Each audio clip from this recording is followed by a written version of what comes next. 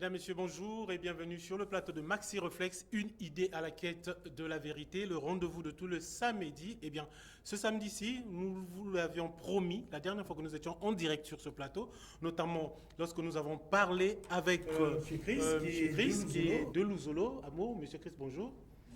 Au regard des thématiques que nous avions abordées, il est arrivé qu'on se promette d'être encore sur le plateau pour parler cette fois-ci de la divinité de Jésus-Christ, notamment la divinité africaine de Jésus-Christ, puisque c'est une notion qui Émile Ofossé-Tukwabo avait déjà dégagée. Mais aujourd'hui, si Maxi Reflex s'est permis de vous inviter, c'est parce qu'il y a, vous avez déclaré quelque chose, quand je parle de vous, je parle de l'association Louzolo Amour, mais autre que vous, donc, en dehors des frontières, il y a aujourd'hui certaines choses qui se découvrent, certains textes, certains documents qui arrivent à dire que la population juive habitait en Afrique centrale, sont partis d'Afrique centrale. Alors, on aimerait d'abord commencer par savoir, vous allez vous présenter aux téléspectateurs, une fois de plus, et on aimerait comprendre comment ça s'était passé pour que cette déclaration soit faite par le grand maître de l'OPH. Merci. Donc, je suis Chrisman Kinwani, membre confirmé de l'OPH, prédicateur selon Émile Ofossé-Tukwabo. Donc, évoluons à l'association Louzolo Amour OPH. Alors, nous venons ici pour parler d'un sujet que certains chrétiens vont trouver de tabou, parce que c'est un sujet qui paraît parfois fâcheux pour les prédicateurs et plusieurs hommes de Dieu, mais c'est un sujet qui trouve donc ses assises bibliquement. Et aujourd'hui, avec l'évolution scientifique et là où, dans la quête de la vérité, Dieu est en train d'inspirer certains chercheurs, il y a des preuves solides qui sont en train de sortir pour venir consolider cette vérité que Émile Ofossé-Tukwabo nomme vérité divine de l'heure. Il s'agit donc ici de dire que Dieu est noir, Jésus-Christ est africain. Alors, moi, je me souviens quand ces déclarations ont été mises à la disposition de tout le monde, quand Louzolo Amour avait déclaré que Dieu est noir, Jésus-Christ est africain. Alors, je crois que ça avait troublé tout le monde. Exact. Mais aujourd'hui, j'ai comme l'impression que ça emmène les gens à l'apaisement. Qu'est-ce qui peut expliquer cela ? Spirituellement, je ne sais pas s'il y a une connexion qui peut arriver à faire comprendre aux gens qu'aujourd'hui, que ce qui avait été, comme dit, boudé, on a ri au nez de certains, pour dire quoi? Comment vous pouvez dire que non, Jésus-Christ est africain et tout, que Dieu est noir? Alors c'est sous la conviction de quoi d'abord? Alors, ici, nous parlerons primordialement de la Bible parce que c'est notre livre de chevet. Okay. Vous savez, nombreux qui lisent les Écritures s'arrêtent à cette écriture qui dit que Dieu est esprit. Mais bien que esprit, Dieu a encore. Je vais balayer rapidement certaines écritures. À la Genèse, dans Genèse chapitre 1 au verset 26, Dieu dit « Faisons l'homme à notre image et selon notre ressemblance ». Donc si l'homme Adam a été créé à l'image et à la ressemblance de Dieu, ce qui veut dire que l'Éternel, le Créateur, a une forme humaine. Parce que nous ne pouvons pas nous imaginer un jour quitter ce monde, puisque tous les chrétiens sont d'accord avec moi, que nous serons tous jugés quand nous serons devant Dieu. Okay. Est-ce que cet être supérieur et suprême là sera une baleine, un chien, un lion ou un arbre? Non. La Bible, elle est claire, avec des exemples bien précis, que bien que esprit, Dieu a un corps. Et il faut s'appesantir à ce point-là que Dieu a un corps pour qu'on arrive à appréhender que ce corps-là qu'il a, il est noir. Non pas seulement que nous allons vous démontrer une thématique pour nous affilier à ce qu'on appelle aujourd'hui du racisme, non, mais c'est le rétablissement de la vérité. Parce que le Christ qui est Seigneur a dit, vous connaîtrez la vérité et elle vous affranchira. Ah donc là, je donne donc une petite démonstration pour faire comprendre. Il y a certains qui se disent déjà en nous suivant que, mais oui, bien que Dieu a un corps, mais il est esprit. Nous sommes là au jardin d'Éden. Dans le jardin d'Éden, Dieu a créé l'homme, Adam et Ève. Il leur donne les préceptes qui doivent respecter les ordonnances dans le jardin d'Éden.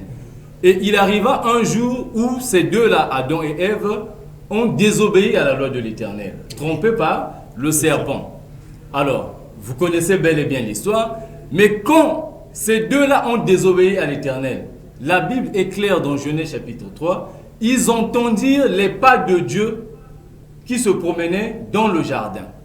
Et ayant entendu les pas de Dieu, ils allèrent se cacher derrière les feuilles ou les arbres. Et Dieu les appela. Après, je vais souligner tous les verbes d'action. Dieu les appela. Adam, où êtes-vous? Seigneur, nous sommes là et nous nous cachons. 1. Si Dieu était esprit, lorsque un esprit marche, Adam et Ève ne pouvaient pas percevoir le son des pas. Le son de ses pas de Dieu qui était en train de marcher dans le jardin. Deuxièmement, si Dieu n'était que esprit, pendant qu'il leur appela, ils ne pouvaient pas se cacher de la présence d'un esprit. Parce que les Écritures sont claires que les yeux de l'Éternel sont 1000 fois plus lumineux que le soleil. Donc peu importe l'endroit où tu vas te cacher, sous terre, sous l'eau, tout ça, il te verra. Donc c'est pour dire qu'il y a eu un contact physique entre ces êtres-là. Et après, il y a eu les sanctions que vous connaissez. Tu es fait poussière, tu retourneras à la poussière. Ça, c'est un premier fait. Un deuxième fait, c'est sur Moïse. Moïse a eu le privilège de rencontrer Dieu. Je vais balayer plusieurs histoires pour vous dire que là où Moïse avait désobéi, après avoir frappé le rocher au lieu de poser le bâton, alors Dieu va s'irriter contre Moïse pour dire « Moi, je t'avais demandé de poser le bâton et non de frapper. » Alors, Moïse va se plaindre envers l'Éternel pour dire « Montre-moi encore ta gloire. » Et Dieu va dire « Quand je passerai, je mettrai ma main. Tu te tiendras derrière un rocher et tu me regarderas passer par le dos. » Donc, si la Bible témoigne que Dieu a un dos, ce qui veut dire qu'il a bel et bien un corps. Et plusieurs autres écritures nous disent « Ses mains ne sont pas courtes pour nous délivrer. Ses yeux, il n'est pas aveugle pour voir nos souffrances. Ses oreilles ne sont pas sourdes pour écouter nos supplications, etc., etc. » Donc, l'Éternel Dieu est un Dieu qui a bel et bien un corps physique, un corps. Mais le corps que Dieu a n'est pas un corps, comme le déclarent les Écritures avec l'apôtre Paul. Les anges ont des corps, tels sont les corps charnels, c'est-à-dire terrestres, et eux, ils ont des corps célestes. Mais nous devons savoir que Dieu est vêtu d'une enveloppe malléable qu'est le corps physique ou la chair humaine. Dieu a bel et bien un corps. Et ce corps-là, il est noir. Pourquoi? Nous en venons maintenant à la démonstration. Aujourd'hui, il y a une thèse universelle irréfutable et comprise et affirmée par tous qui dit que l'Afrique est le berceau de l'humanité, n'est-ce pas? Oui. Et aujourd'hui, aucun chercheur ne peut venir le démentir parce que nous avons connu cette vérité et elle est vérifiable par la science, par l'archéologie, par autres. Alors, si l'Afrique est le berceau de l'humanité, ça veut dire quoi? C'est tout simplement parce que les premiers hommes, Adam et Ève, que Dieu a créés, étaient noirs. Et aujourd'hui, les scientifiques arrivent à mieux les démontrer que par un modeste bouche. Maintenant, nous savons que nous avons dit dans Genèse 1,26 que Dieu nous a créés à son image et sa ressemblance. Si je me tiens devant un miroir, le reflet que je verrai sur ce miroir-là, c'est quoi? C'est mon image. Lorsque je fais un selfie avec mon smartphone ou je me fais photographier, le papier qui sort, c'est mon image, c'est le reflet de ce que je suis. Si donc Dieu, le premier homme qu'il a créé à son image, avant d'arrêter la ressemblance, parce que j'ai bel et bien dit qu'il a une forme humaine, puisqu'il a créé l'homme à sa ressemblance. Donc si le premier homme que Dieu a créé est noir, de quelle couleur serait-il, lui, l'Éternel? Alors, les gens vont dire, oh bah voilà, la thèse, elle ne correspond pas. Certainement que Adam et Ève auraient été des hommes bruns, tout ça. Je vous ramène ici dans le livre de Daniel. Daniel, chapitre 10. Et je vais lire un verset pour nous en convaincre. Daniel, chapitre 10, je le commence dès le départ. À partir du verset 2. En ce temps-là, moi, Daniel, je fus 3 semaines dans le deuil. Je ne mangeais aucun mets délicat et il n'entrait ni viande ni vin de ma bouche. Et je m'oignis point, jusqu'à ce que les 3 semaines fussent accomplies. Le 24e jour du premier mois, j'étais au bord du grand fleuve qui est l'Hiddekel. L'Hiddekel, ici, je rappelle que c'est un fleuve génésique, c'est-à-dire qui est rapporté au Nil, parce que c'est parlé depuis le livre de la Genèse. Il se tenait donc au bord du fleuve l'Hiddekel. Je levais les yeux, je regardais, et voici, il y avait un homme vêtu de lin, et ayant sur les reins une ceinture d'or, d'Ouphaz. Son corps, alors, là, on rentre maintenant dans l'aspect physionomique de la personne qu'il était en train de voir. Son corps était comme de la chrysolite. Son visage brillait comme l'éclair. Ses pieds étaient comme des flammes de feu. Ses bras et ses pieds ressemblaient à de l'airain poli. Et le son de sa voix était comme le bruit d'une multitude. Je m'arrête par là. Amen, amen, amen. Que le Seigneur soit avec nous. Je me suis arrêté là au verset 6 où nous allons nous focaliser. Quand vous lisez dans la suite de cette histoire, Daniel comprend que c'est le Dieu du ciel qu'il a vu, qui avait bel et bien la forme humaine, qui était vêtu de lin, c'est-à-dire on parle ici des habits parce qu'un esprit ne peut pas se vêtir des vêtements. Nous sommes d'accord. Alors, lorsque la Bible témoigne que du vêtement où il avait porté, il y avait ses mains et ses pieds qui étaient visibles, qui avaient. La Bible emploie, ça je suis dans la version Bible de Jérusalem, emploie l'expression ses bras et ses pieds ressemblaient à de l'airain poli. L'airain poli n'est autre qu'une matière mise là pour masquer la coloration de Dieu. Sinon, d'autres versions bibliques vous diraient que avait l'aspect du bronze poli, avait l'aspect du charbon embrasé dans une fournaise. En fait, nous les Africains, nous sommes bronzés. On nous appelle des noirs. En réalité, je ne suis pas noir comme mes cheveux. Mes cheveux sont noirs. Mais moi, je suis un bronzé. C'est-à-dire que j'ai un teint marron. Et il n'y a qu'aujourd'hui, lorsque nous voyons des Européens arriver en Afrique, ou quand ils se mettent au soleil pour faire le sport ou ils se mettent à la plage, ils peuvent dire que je suis en train de me bronzer. Mais ce n'est pas le cas pour un Africain qui peut dire que je suis en train de me bronzer parce que naturellement, il a une coloration bronzée. Autrement dit, d'airain poli. Alors, est-ce ce qui nous ramène au fait que cette description montre la couleur de Dieu que Guy-Émile Loufoua-Seti-Kouabo déclarait déjà en disant que Dieu est noir et Jésus-Christ est africain? Mais bien entendu, parce que lorsque Guy-Émile Loufoua-Seti-Kouabo l'a annoncé à la face du monde entier, en 2004, ça a créé un grand tollé, non pas seulement dans la ville de Pont-Noir, mais dans tout le Congo. On avait dit que Émile est devenu fou. Mais aujourd'hui, les preuves sont irréfutables parce que nous avons essayé de prendre, de suivre des vidéos en anglais, en français, en plusieurs langues.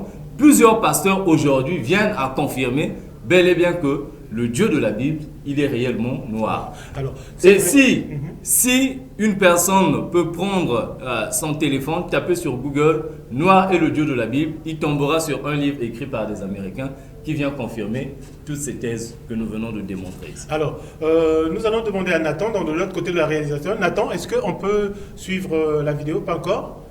Voilà, donc on va attendre un tout petit peu de l'autre côté pour suivre cette vidéo parce que nous sommes tombés dessus. Quand nous sommes tombés sur cette vidéo, après on nous sommes posé des questions, mais attendez, Guy-Émile Loufoua-Seti-Kouabo a fait cette déclaration en 2004 et 19 ans plus tard, il y a des documents qui sont découverts. C'est vrai qu'il y en a d'autres qui sont découverts plus longtemps, mais aujourd'hui avec l'Internet, on ne cache pas facilement les choses. Bien sûr. Et on arrive à découvrir que même le peuple juif dont parle la Bible était un peuple noir. Un peuple noir et où au centre de l'Afrique. Alors, oui. Là, je vous donne plus de précision. Parce que pendant que nous parlons de ça, ils vont dire, bon, voilà, les gens de Luzolo, comme ce sont des ivrognes, tout ça, ils ont bu je ne sais quoi. Vous savez, il y a un pasteur du nom de Melo Nzeitou Josias. C'est un haut fonctionnaire de l'UNICEF en France. Il est aussi pasteur, il est de nationalité angolaise, qui a écrit un livre, Jésus l'Africain. Et à l'introduction de son livre, que je ne vais pas donner des démonstrations, il a pu démontrer qu'il y a une forte concordance entre le Kikongo et la langue hébreuse. C'est-à-dire que tous les éléments que Dieu a créés, dont on nous parle dans Genèse chapitre 1, concordent avec les mots Congo. C'est-à-dire que lorsque nous parlons par exemple de Zulu, qui se rapporte au ciel, ça veut simplement dire Zolé en français. C'est-à-dire c'est un mot qui vient se ramifier à Zolé. On a la première lettre de Z, on a le L. Quand on a un Toto, on a terre, qui était le troisième élément, ainsi de suite. Lorsque vous lisez, il serait peut-être mieux ou souhaitable que l'élément soit passé, que le pasteur lui-même fasse la démonstration. En fait, ça voulait dire quoi? Pour lui, il dit que le Kikongo, c'est la langue par excellence biblique. Ça veut dire quoi? Si nous disons que Dieu avait créé les premiers êtres en Afrique, eh bien, l'Afrique, c'est un continent vaste aujourd'hui.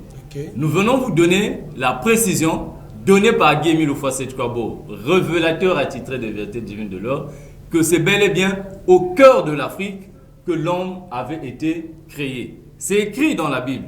Lorsque vous allez voir par exemple le livre d'Ésaïe, Ésaïe en son chapitre 19, Ésaïe en son chapitre 19, on nous dit, en ce temps, il y aura un autel à l'Éternel au milieu du pays d'Égypte et une frontière et sur la frontière un monument à l'Éternel.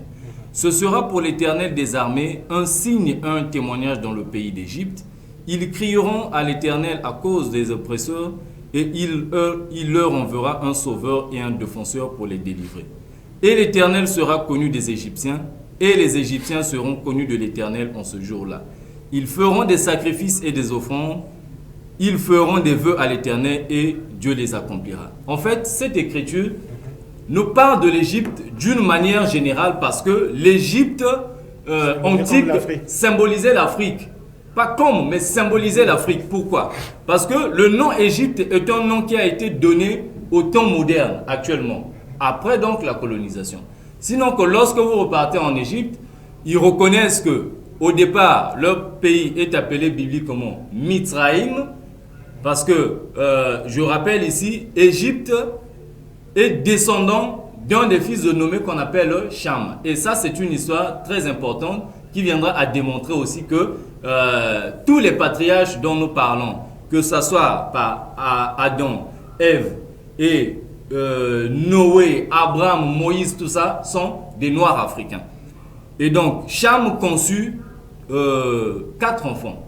Il y avait Sem, il y avait Pout, il y avait Loud, il y avait Mitzraïm qui est l'Égypte, Cush qui est symbole de l'Éthiopie, Loud qui est le symbole de la Libye, le pays actuellement qui compose la Libye, et il y avait Canaan.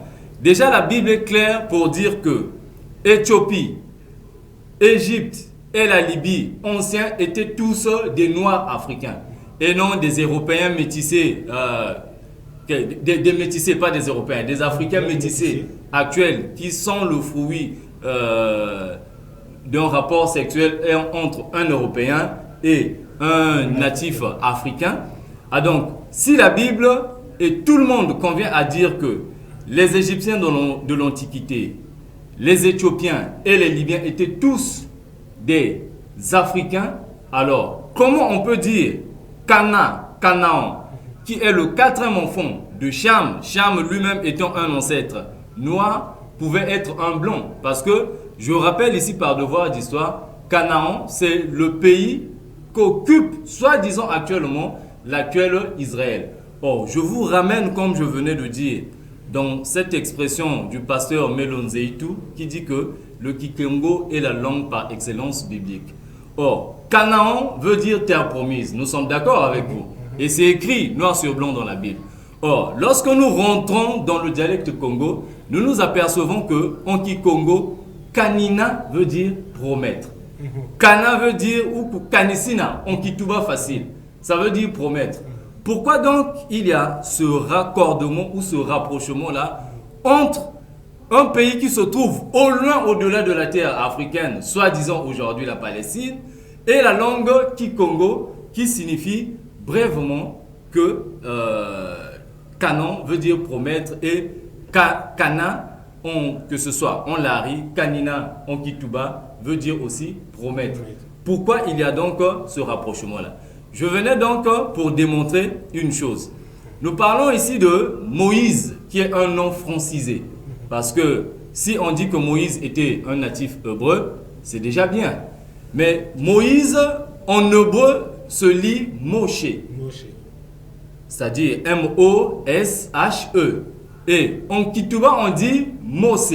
Or, le nom de Moïse, qui signifie qui vient, qui sort des eaux, trouve une bonne concordance avec la langue toujours Kituba. Pourquoi? Parce que les eaux sont appelées Maza en Kituba. Et on trouve les mêmes racines dans la radicale de Mose, M-O-S-E, et de Maza, qui veut simplement aussi dire que l'eau qui donne la genèse ou la source de là où l'enfant était sorti.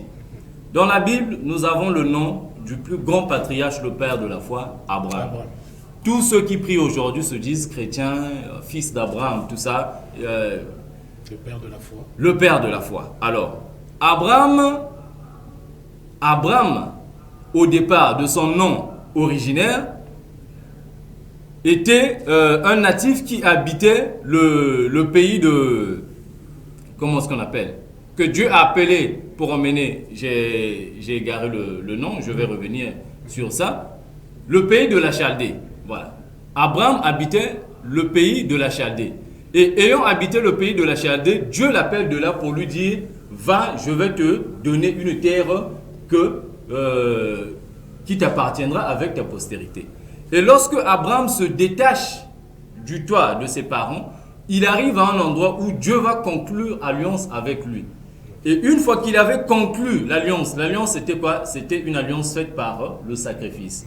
Une fois qu'il aurait conclu l'alliance avec Dieu par le sacrifice, Dieu va changer son nom pour dire, dorénavant, tu t'appelleras plus Abraham, mais tu t'appelleras Abraham. C'est-à-dire, il ajoute H-A-M sur son nom, c'est-à-dire un suffixe, comme on le dit en français.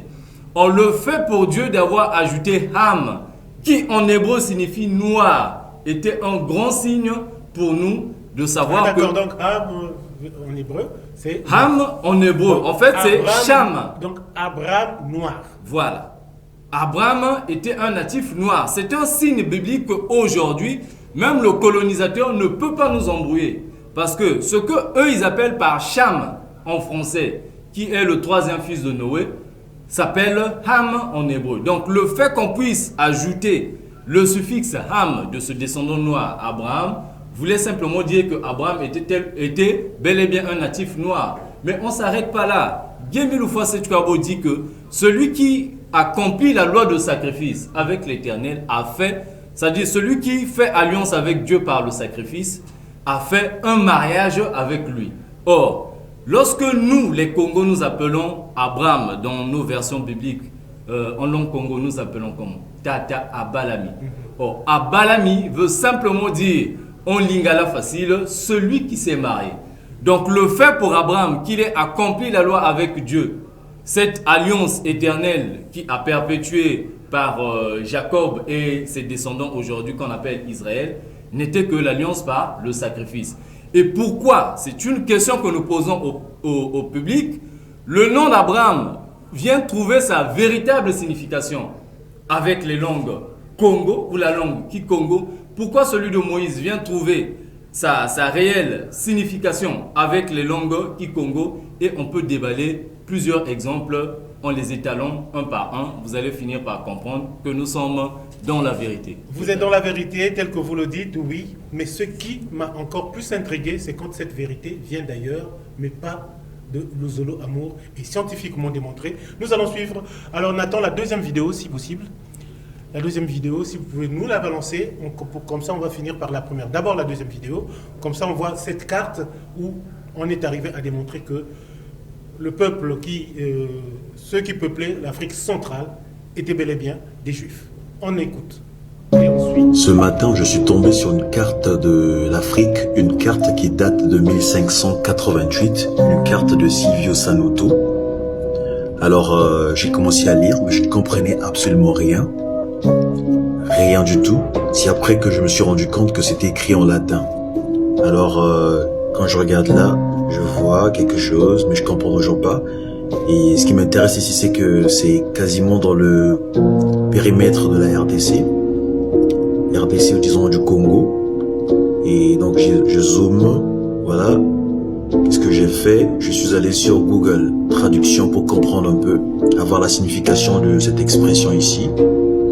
Idéo, Rome, quelque chose comme ça, Terra.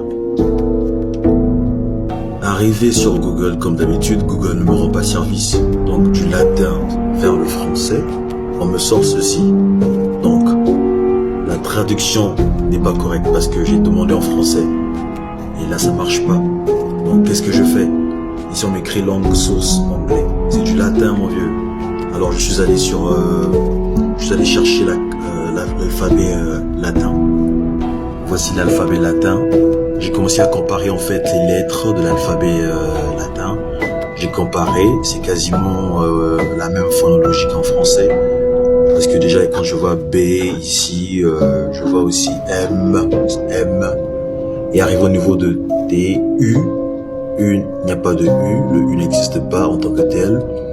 Ce que je vois c'est V, et donc je suppose donc que V est le U en latin, parce que je vois le phonème ici, U avec accent, donc OU, voilà, je suppose que c'est U, voilà. Alors qu'est-ce que je fais? Je repars sur Google Traduction et j'essaie de remplacer V par U, ok. Là également il y a V, U. Pourquoi? Parce que déjà le reste des lettres sont pareils en fait, sont identiques qu'en français, voilà.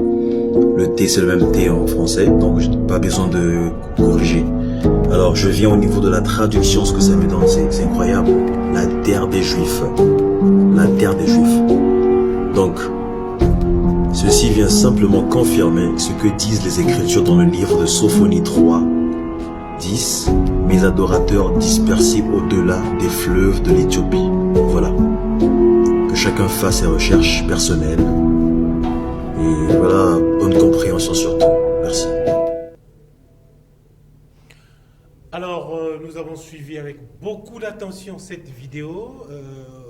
Pour certains, c'est sûr que si c'est pour la première fois de suivre cette vidéo, ça peut toujours causer beaucoup de tracas.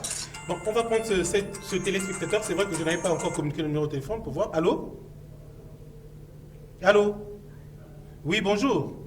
Bonjour, papa. Oui, vous êtes en train de suivre l'émission.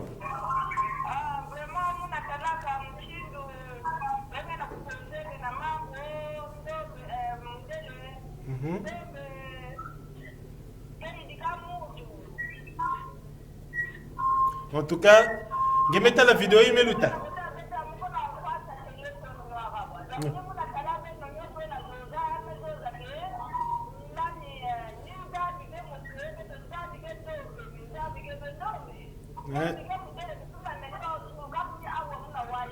bon,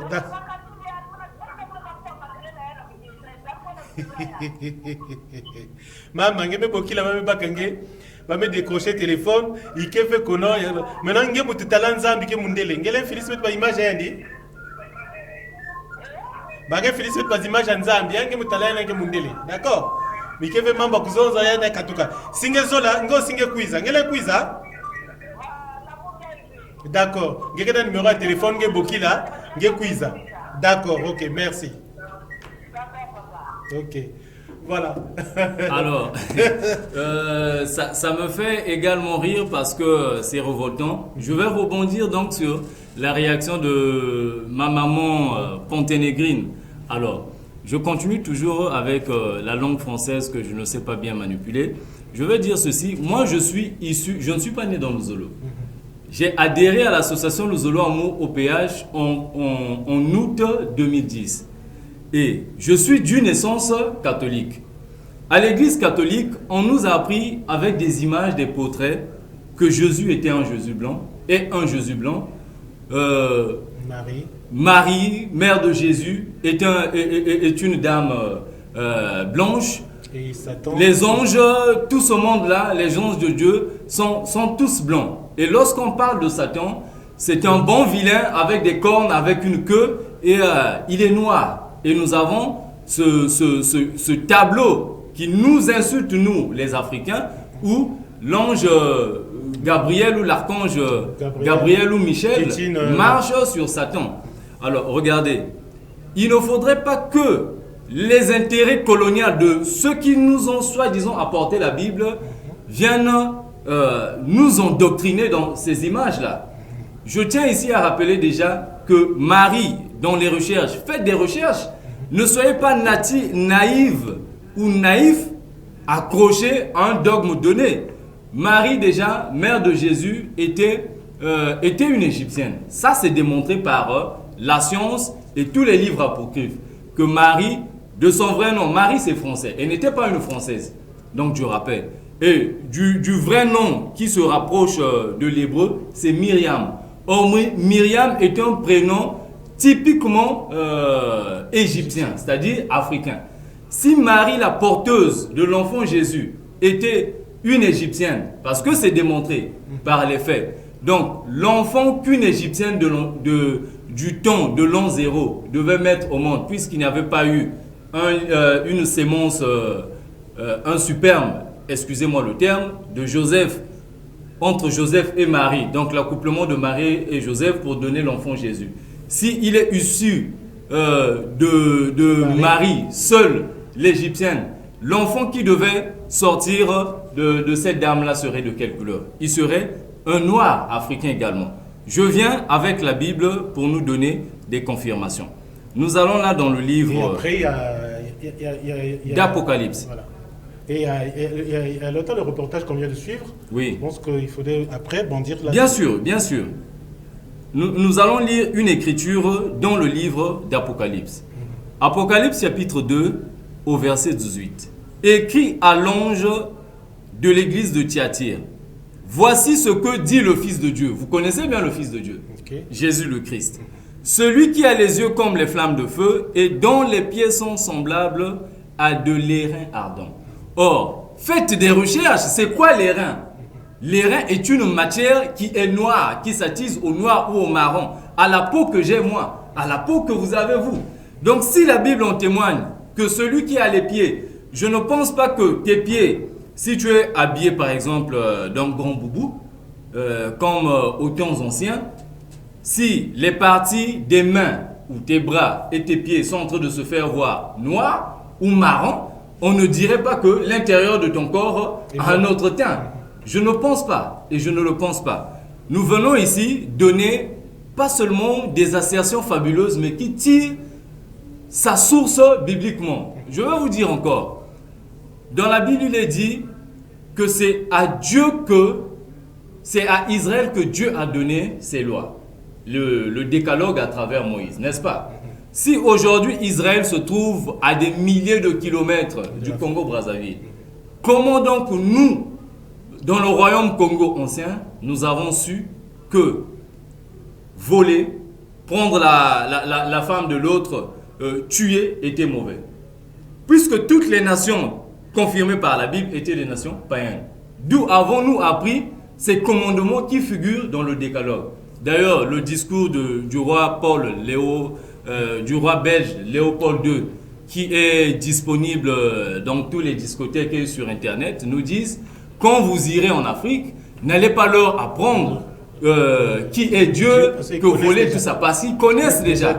Merci, parce que vous avez déjà en connaissance cet élément. Donc c'est pour dire, la carte qui venait d'être présentée, est-ce une carte faite par le Zolo? Non. C'est une carte qui date des explorateurs des années 1500. Nous sommes là au XVIe siècle.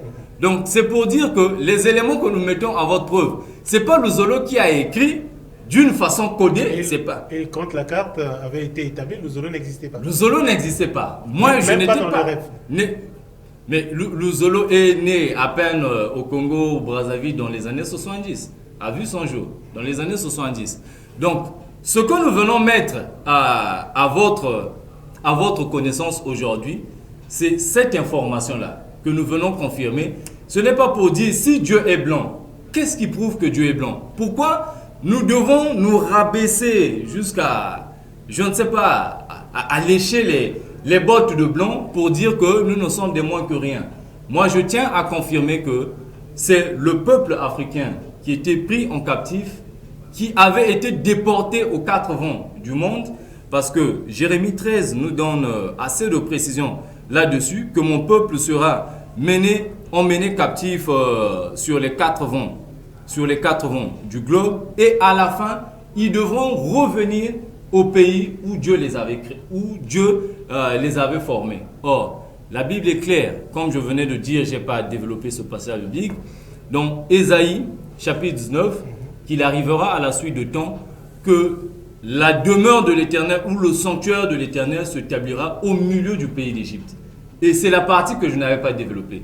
Je venais de dire tantôt que le milieu du pays d'Égypte, l'Égypte était un symbole qui désignait l'Afrique tout entière. Du fait que le nom ancien de l'Égypte récent est Kamit. Kamit ou Kemet, qui veut dire pays des Noirs. Donc l'Afrique tout entière n'était peuplée que des Noirs.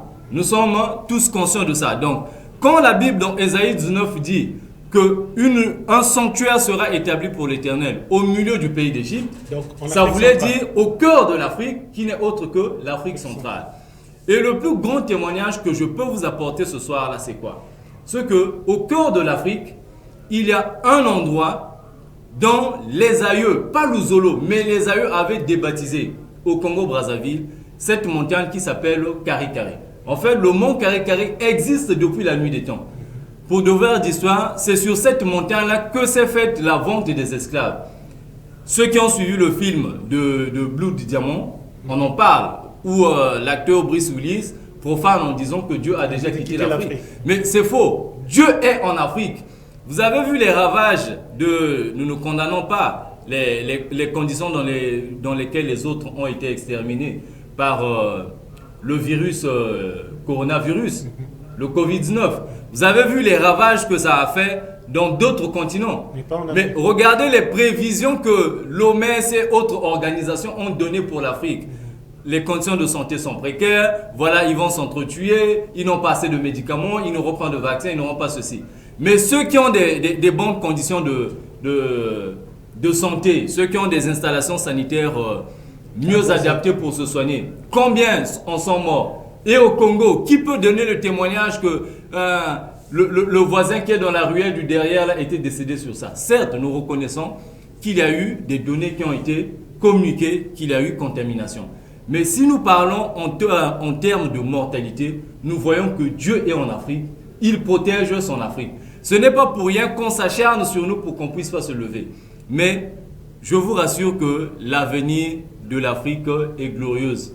Parce que ce terme même qui avait été donné par le colon signifie terre d'avenir. Pour ceux qui ne le savent pas, allez-y fouiller que veut dire Afrique sur Google et vous saurez que ça veut dire terre d'avenir. Et le pape Jean-Paul II, les papas et les mamans catholiques, même les prêtres qui me suivront, vont se rappeler de ce voyage ecclésiastique du pape Jean-Paul II en 1981, quand il est arrivé à Kinshasa. Voyons de l'autre côté de la rive, il y avait un autre pays qui s'y trouvait. Le pape Jean-Paul II avait demandé de venir au Congo-Brazzaville. Et lorsqu'il arrive au beach de Brazzaville, signe qu'il avait refait depuis le beach, et devant le palais de parlement de Brazzaville actuellement, à cette époque-là, le pape s'était agenouillé sur une terre qui n'avait pas de goudron, non bitumé. Il avait bisouté la terre pour dire, voilà, je reconnais la terre de mes ancêtres. Et les textes sont là. Ceux qui peuvent lire le discours papal de Ecclesia in Africa de l'an 2000, ils reconfirment que l'Afrique est la terre aimée du Père éternel. Et aujourd'hui, il n'est plus difficile de voir des icônes présentées par des Blancs dans leurs églises d'un Jésus-Christ noir et d'une Marie noire. Donc si vous croyez qu'aujourd'hui que c'est une affaire de Luzolo, on dit que c'est faux. C'est plutôt une idée bornée qu'on vous a mis que le noir c'est le diable et le blanc c'est la divinité. En fait, c'est fou de comprendre que dans la culture africaine, de l'Antiquité, on ne parlait pas de la pornographie, on ne parlait pas des homosexuels. Sinon, tous les noms que nous avons, des faits, des choses, des éléments que nous avons dans notre culture, nous les connaissons. Le serpent, par exemple, s'appelle Nyoka. Et en plusieurs dialectes, chacun a son nom. L'eau s'appelle Maza. Mais si on te demande aujourd'hui un PD en Kituba, c'est quoi? Tu ne sauras pas. C'est un mot qui n'a pas sa genèse dans le lexique Congo, qui est plus riche que toutes les langues importées par les Occidentaux. Voyez-vous? Donc, on veut nous faire comprendre que nous ne valons rien. Notre histoire a commencé le jour où l'explorateur Diego Cao a mis ses pieds en Afrique, mais il n'est pas venu voir des bébés qui venaient à peine de naître. Et avant lui, l'Afrique a son histoire. Mais où est passée cette histoire-là? Aujourd'hui, on est confronté à une problématique qui fait le buzz sur la toile et les réseaux sociaux, sur le mystère des pyramides égyptiennes. Comment les pyramides de l'Égypte ont été créées? Alors que ces fondations sont encore solides et rigides, pourquoi et comment ça avait été créé? Quels sont les grues, les appareils de levage qui ont été utilisés à cette époque pour bâtir ces édifices-là? Mais je vous rappelle encore une histoire qui démontre l'africanité encore de Moïse. Vous savez que à l'époque où Moïse est né, il y avait un décret pharaonique qui disait d'exterminer tous les enfants mâles venant du peuple hébreu, n'est-ce pas? Alors, la mère de Moïse, l'ayant enveloppé dans une corbeille, le lâcha jusqu'à ce que l'enfant Moïse se retrouve dans la piscine du palais du pharaon d'Égypte, n'est-ce pas? Cette histoire est bien connue. Alors, je vous pose une question simple pour les téléspectateurs. Si le peuple hébreu, dont on prétend être Israël, était un peuple blanc qui était en captivité en Égypte, ce qui veut dire que les Africains au départ avaient soumis à la colonisation les Blancs. Non, cette histoire ne se trouve dans aucune bibliothèque de l'Égypte. Sinon, la preuve, elle est là. Si l'enfant Moïse était un bébé blanc, c'est-à-dire de l'Israël blanchi par les Occidentaux, lorsque ce bébé serait entré pour la première fois dans le palais de Pharaon, qu'est-ce que Pharaon devait faire? C'était une belle opportunité pour lui. Pourquoi? Parce qu'il est en train d'exterminer tous les garçons venant de la race blanche dans son pays.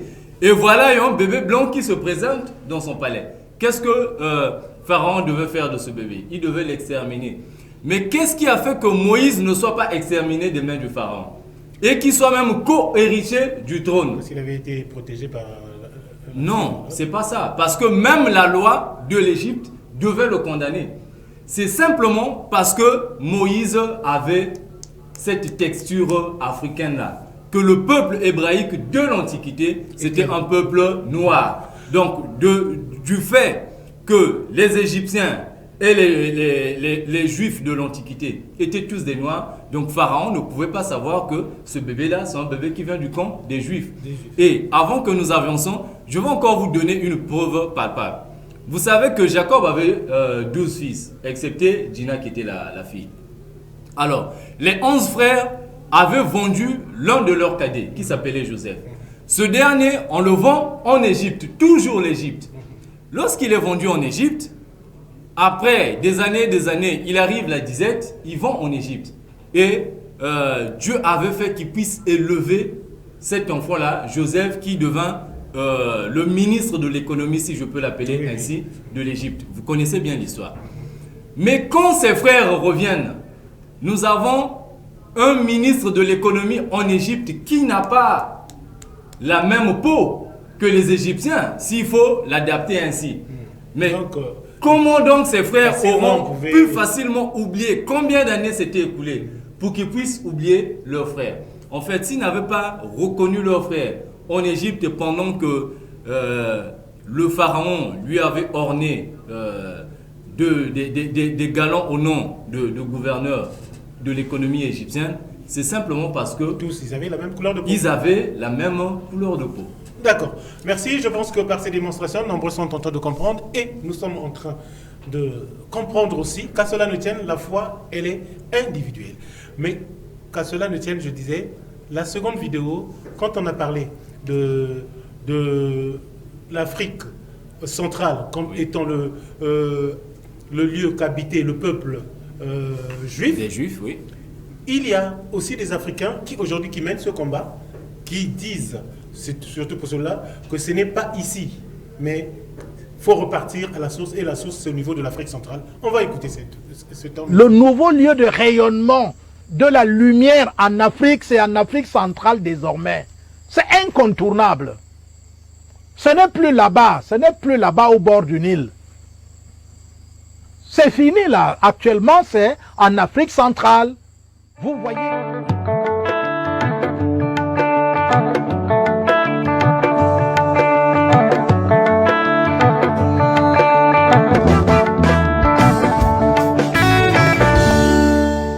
Je vous dis, à l'heure actuelle, si les gens comprennent cela, ils ne vont plus faire ce qu'ils font là. Ils ne vont plus passer le temps à vouloir aller en Égypte pour aller faire les recherches. Il n'y a plus rien là-bas. Le nouveau lieu de rayonnement de la lumière en Afrique, c'est en Afrique centrale désormais. C'est incontournable. Ce n'est plus là-bas, ce n'est plus là-bas au bord du Nil. C'est fini là. Actuellement, c'est en Afrique centrale. Vous voyez comment les gens se battent, les grandes puissances se battent pour maîtriser la zone des Grands Lacs et tout. Ce n'est pas de jeu, monsieur. C'est la même chose qui s'est passée à l'époque. Ils ont senti la lumière et ils viennent désormais. Et vous croyez qu'ils viennent juste pour le cobalt, les minéraux et consorts et tout, alors qu'ils cherchent la lumière, l'esprit. Ils cherchent Dieu, c'est ça qu'ils cherchent. Parce que les dieux vivent en forêt. Les gars ont tellement saccagé l'Occident qu'aucune divinité ne peut plus vivre en Occident. Ce n'est plus possible. C'est pollué entièrement. Entièrement pollué. C'est possible de faire ce travail en Afrique, uniquement en Afrique. J'ai été dans les ordres occidentaux. Même là-bas, tout le monde affirme cela. La spiritualité, désormais, maintenant, c'est en Afrique. Il faut seulement que les gens prennent conscience. Le passé sclérose les gens. Le passé limite. Vivons au présent, réalisons cela maintenant. C'est ce que nous sommes en train de faire avec Save Africa. Voilà. Donc, alors, oui. Ce Malien vient encore donner une précision. C'est un Malien qui vient encore donner que le nouveau lieu de rayonnement, là où rayonne la lumière de Dieu, c'est en Afrique. Eh bien, c'est vrai parce que... En Afrique centrale. En Afrique centrale, voilà. Ce n'est plus en Occident là-bas, au Moyen-Orient. Ce n'est plus en là-bas. Égypte. Alors, ça c'est le fruit d'une découverte. Vous pouvez authentifier ce livre qui est surnommé Les Africains. Je suis là au tome 9, Les Africains. Vous voyez tous les noms qui sont cités ici, des auteurs, ne sont pas des noms des membres de l'Ozolo. Et ça parle de l'histoire des pays africains depuis les années 1500. Alors, je suis tombé sur cette écriture d'un Italien, Alfredo Margarido, chercheur à l'école de haute étude en sciences sociales Paris. Alors, je vais vous lire quelque chose de très passionnant. Quand je vois là, quand vous montrez, oui. Déjà je vois le nom par rapport aux recherches d'Alfredo au début. Oui. Je vois là Béatrice du Congo. Béatrice du Congo. Béatrice du Congo, c'est cette dame dont on appelle Timpavita, okay, qu'on a déjà changé de nom, qui s'appelle dorénavant Béatrice du Congo. Mais je vous lis quelques extraits parce que nous sommes presque au terme de l'émission. Surtout, Béatrice, qui est Timpavita, modifie les rituels catholiques ou les tourne en dérision. D'abord, elle essaie de démontrer que la religion catholique n'est pas la chose des Européens, mais davantage une religion créée par les Africains et détournée au profit des dominateurs étrangers et blancs. L'un des premiers éléments de cette démonstration récupératrice, ou plutôt correctrice, réside dans la topographie religieuse du Congo. Pourquoi on pointe le Congo? 2 points. Jésus est né à Sao Salvador, la ville capitale, qui devenait ainsi Bethléem et aussi avait été baptisé à Nsundi. Je vous parle ici de Sao Salvador, c'est cette contrée au nord de l'Angola qu'on appelle Mbanza Congo. Et quand le colon portugais était arrivé, ayant connu l'histoire religieuse de cette contrée-là, avait débaptisé la ville de Mbanza Congo. C'est maintenant que c'est revenu en Mbanza Congo, en Sao Salvador, qui veut dire en portugais Saint Sauveur. Mais vous qui lisez la Bible, c'est qui le Saint Sauveur? Jésus le Christ, n'est-ce pas? Alors, lisons. La ville capitale qui devenait ainsi Bethléem et avait été baptisée Nsundi. Je rappelle ici Nsundi, c'est une contrée qui se trouve toujours dans l'ancienne carte du royaume Congo et qui est du côté du Congo-Brazzaville, notre pays, qui devenait ainsi Nazareth. Premier pas d'une nouvelle élaboration des données catholiques, reprenant aux Européens ce qui avait été de tout temps une valeur africaine. En même temps, nous assistons à un changement d'ethnie ou de race. Jésus-Christ et Saint François étaient originaires du Congo, de la race des Noirs. La situation se radicalise pour la première fois dans l'histoire de la relation entre les religions européennes et les africaines. Mais en dénonçant le crime du blanchissement du Christ et de Saint François, Béatrice, qui est Kimpavita, et ses disciples non seulement récupèrent leur africanité, mais excluent toute marque européenne. Et je marque 3 points de suspension. On aurait le temps à la prochaine émission de l'exploiter. D'accord. Au finish, je voudrais juste dire ceci. Il y a un président kenyan qui a dit, lorsque les Blancs sont venus en Afrique, ils nous ont appris à prier les yeux fermés. Ils avaient la Bible et nous avons les terres. Lorsque nous avons ouvert les yeux, ils avaient nos terres et nous avons la Bible. Et ils ont pris notre produit, le cacao, ils l'ont exporté chez eux pour le transformer en chocolat et ils nous ont ramené un produit chimique qui peut nous rendre malades. Donc, c'est juste une façon de dire que nous croyons certes que la Bible est une histoire inspirée, écrite de Dieu, oui. Mais cette Bible-là tire sa genèse en Afrique centrale et particulièrement du Congo d'Antotila. Déclaration de Guy-Émile Houphouët-Boigny. Ok, merci beaucoup. Donc voilà, merci à vous qui avez suivi cette émission, tellement passionnante, je suis sûr.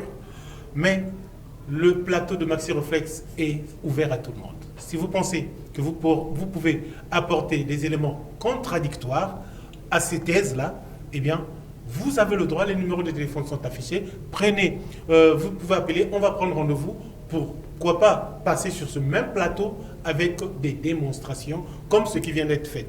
Ce qui est sûr, c'est que les éléments que nous avons diffusés ne sont pas les éléments de Luzolo. Les éléments que nous avons diffusés, vous pouvez les trouver partout, tout comme aussi, vous pouvez trouver sur Internet, de la même façon que vous pouvez trouver la Bible.